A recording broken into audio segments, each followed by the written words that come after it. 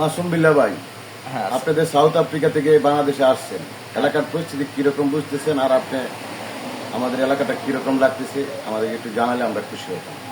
তো আলহামদুলিল্লাহ যে আসলে আপনার সাথে সাক্ষাৎ করে আমার কাছে খুব ভালো লাগতেছে যে আসলে আমি ভাবছিলাম যেটা যে আসলে আপনি আমার জন্য অনেকদিন অপেক্ষা করছিলেন, তো আপনার এলাকায় আসলাম।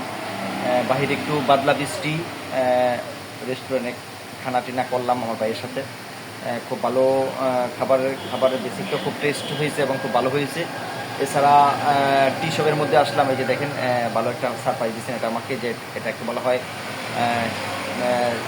চাবেলা রেস্টুরেন্ট। আসলে চাবেলা রেস্টুরেন্টটার যে এই আকৃতিটাও দেখেন খুব ভালো। এই যে দেখেন পরিবেশ পরিচ্ছন্ন এবং সুন্দর। এই যে ছোটো ভাই চাবেলাতে চা তৈরি করে, খুব ভালো চা দিলেন।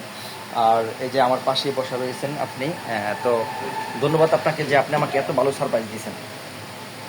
এখন আমার আরেকটি প্রশ্ন হলো মাসুম বিল্লাহ ভাইয়ের প্রতি, আপনাদের সাউথ আফ্রিকা মোটামুটি প্রায় 6 বছর যাবত আছেন, ওইখানকার পরিস্থিতি নিয়ে আমাদেরকে একটু জানালে আমাদের খুশি হবো। দেশটা কিরকম এবং দেশের নিরাপত্তা কিরকম? ও হ্যাঁ, ধন্যবাদ ভাইজান।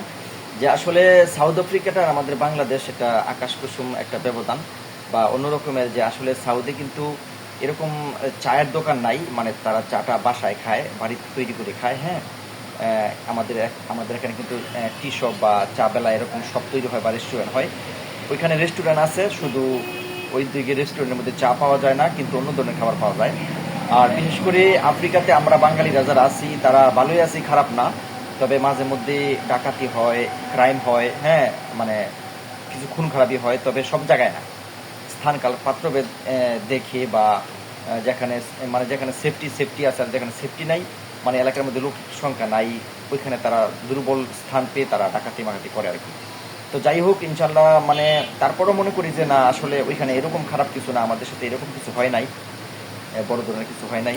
এখন আমি আরেকটা প্রশ্ন, আমাদের বাংলাদেশের কমিউনিটি যারা আছে, এই, এখানে ঢাকা ডিস্ট্রিক্টের কিরকম লোকজন আছে আপনি সাউথে যেখানে আছেন?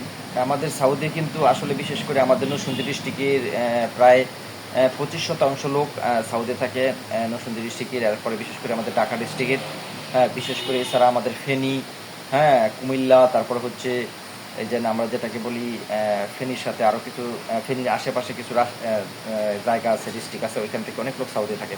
বিশেষ করে প্রায় 2 লক্ষ প্লাস বাঙালি সাউথে বসবাস করে, বিজনেস করে। দেখ, এখন আমি ছোট্ট আরেকটা প্রশ্ন, আমাদের এই বাংলাদেশের লোক এখন ওই দেশে গেলে কিরকম ফ্যাসিলিটি পাবে?